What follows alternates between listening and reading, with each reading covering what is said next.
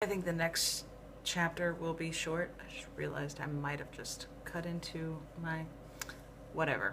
Hi guys, this is Connie. Um 11 a.m. and still not awake. So, I thought I would try another episode of Connie Reads Another Fine Myth. It's just kind of starting to get good. I apologize that I'm kind of reading this monotone. I'm trying my best to wake up, start reading some more. Chapter 9. A quote. To function efficiently, any group of people or employees must have faith in their leader. Captain Bligh, retired. Yes, Throckwaddle. If anything, Oz's voice was even more menacing than the imp's. Why didn't you tell me about the devil? It, must have slipped my mind, I mumbled. With a massive exertion of self-control, I shot my most withering glare at the imps, forcing myself to ignore the menace of the crossbows. I was rewarded by seeing them actually look guilty and avoid my gaze. Slipped your mind? More likely you were trying to hold back a bit of information from me, Oz said accusingly. Well, now that it's out, let's have the rest of it. What about this devil? Ask Brockhurst, I grumbled. He seems to be eager to talk about it. Well, Brockhurst, Oz turned to him. The imp gave me an apologetic shrug as he started. Well, I guess I've already told you most of it. There's a devil, Frumple, in residence in Twixt. He goes under the cover of Abdul the Rug Merchant, but he actually maintains a thriving trade in the usual Deva manner, buying and selling across the dimensions. What's he doing in Claw? Oz interrupted. I mean, there's not much business here. Isn't it a little slow for a devil's taste? Well, Throckwaddle said. Brockhurst broke off and shot me a look. Go on, tell him, I tried to sound resigned. Go on, tell him, I tried to sound resigned. Well, the imp continued, rumor has it that he was exiled from Deva and he's in hiding here, ashamed to show his face in a major dimension. Barred from Deva? Why? What did he do? I was glad Oz asked. It would have sounded strange coming from me. Throckwaddle wouldn't tell us. Said Frumple was sensitive on the subject and we shouldn't bring it up. Well, Throckwaddle, Oz turned to me. I was so caught up in the story it took me a few beats before I remembered that I really didn't know. I can't tell you, I said. What? Ahaz scowled. I began to wonder how much he was caught up in the story and had lost track of the realities of the situation. I learned his secret by accident, and I hold it as a personal confidence, I said haughtily. During our travels these last few days, I've learned some rather interesting items about you and hold them in the same esteem. I trust you will respect my silence on the matter as a matter of Frumple, as I expect others to respect my silence about those matters pertaining to you. Okay, you've made your point, Oz conceded. Say, Throckwaddle? Hiddens interrupted. I would suggest we all shed our disguises like our friend Pervect here has. No sense in using our energies keeping up false faces among friends. His tone was casual, but he sounded suspicious. I noticed he had not taken his hand off the crossbow. Why? Argued Brockhurst. I prefer to keep my disguise on at all times when in another dimension. Lessens the chance of forgetting to put it on at a crucial moment. I think Higgins is right, Oz stated before I could support Brockhurst. I, for one, like to see the true faces of the people I'm talking to. Well, grumbled Brockhurst, if everyone's going to insist.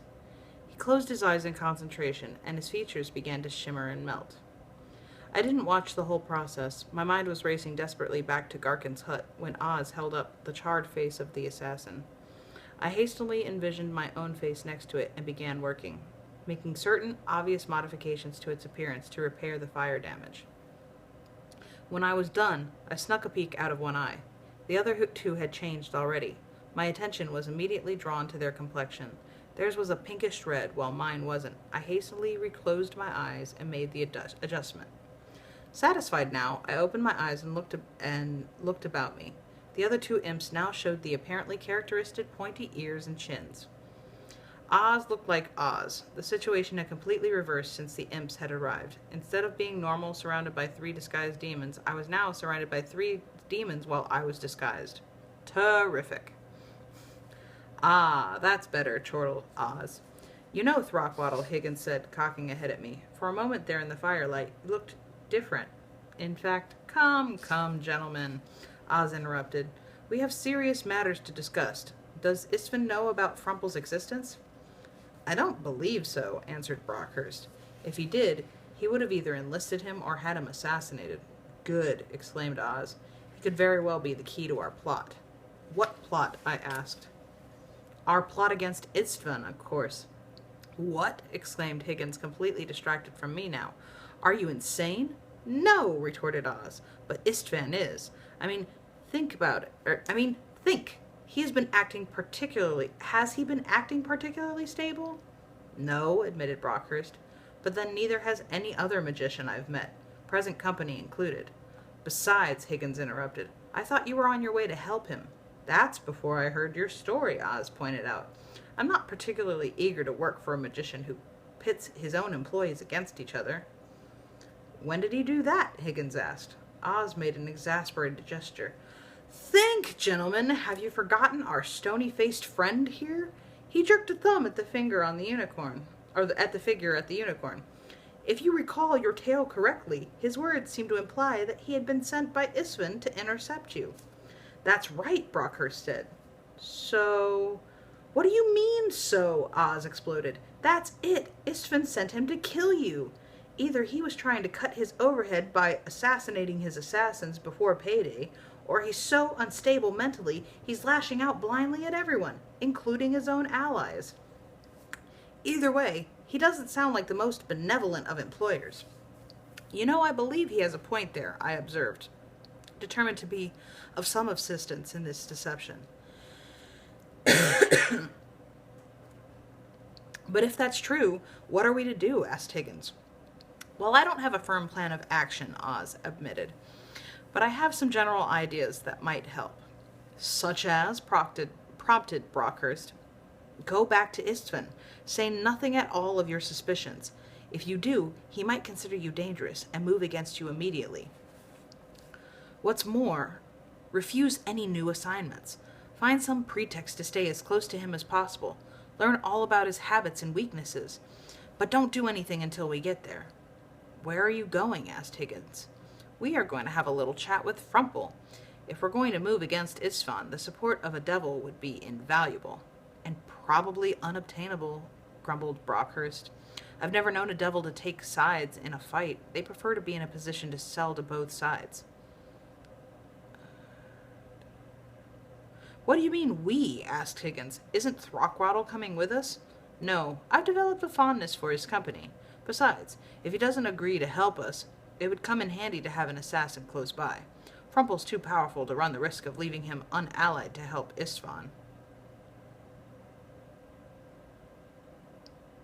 As Oz was speaking, Brockhurst casually leaned back out of his line of vision and silently mouthed the word pervert at Higgins.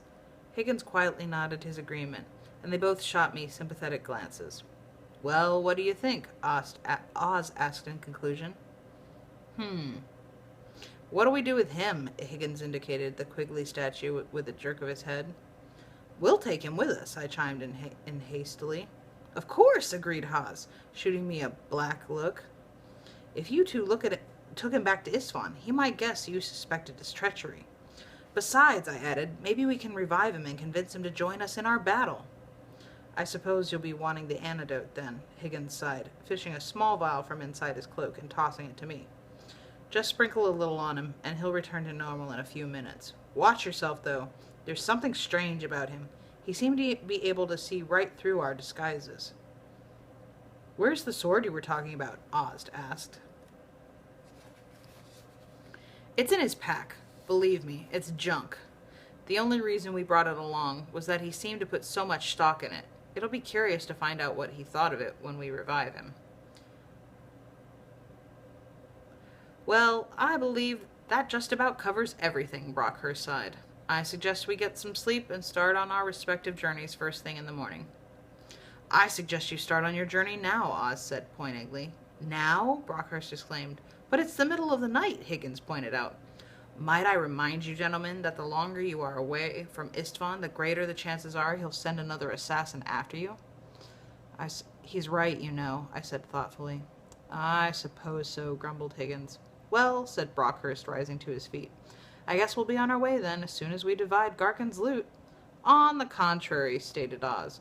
Not only do we not divide the loot, I would suggest you give us whatever funds you have at your disposal. What? They chorused, their crossbows instantly in their hands again. Think, gentlemen, Oz said soothingly. We'd be trying to bargain with the devil for his support. As you yourselves have pointed out, they are notoriously unreasonable in their prices.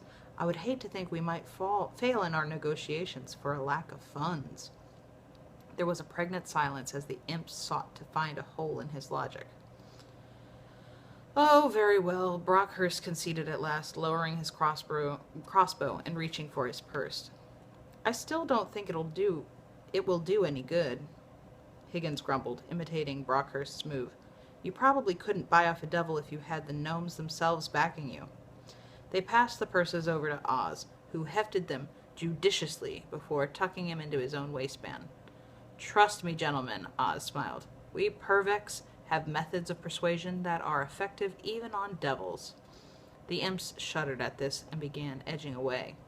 Well, I guess we'll see you later, Higgins mumbled. Watch yourself, Throckwaddle. Yes, added Brockhurst, and be sure, when you're done, the devil is either with us or dead. I tried to think of something to say in return, but before anything occurred to me, they were gone. Oz cocked an eyebrow at me, and I held up a restraining hand until I felt them pass through the wards. I signaled him with a nod. They've gone, I've said. Beautiful, exclaimed Oz gleefully. Didn't I tell you they were gullible? For once, I had to admit, he was right. Well, get some sleep now, kid. Like I said before, tomorrow's going to be a busy day, and all of a sudden, it looks like it's going to be even busier. I complied, but one question kept nagging at me. Oz? Yeah, kid. What dimensions do the gnomes come from? Zurich, he answered. On that note, I went to sleep. And that's the end of Chapter 9. I'll see you next time for another episode of Connie Reads Another Fine Myth. We're almost halfway through the book. We're getting there. Bye.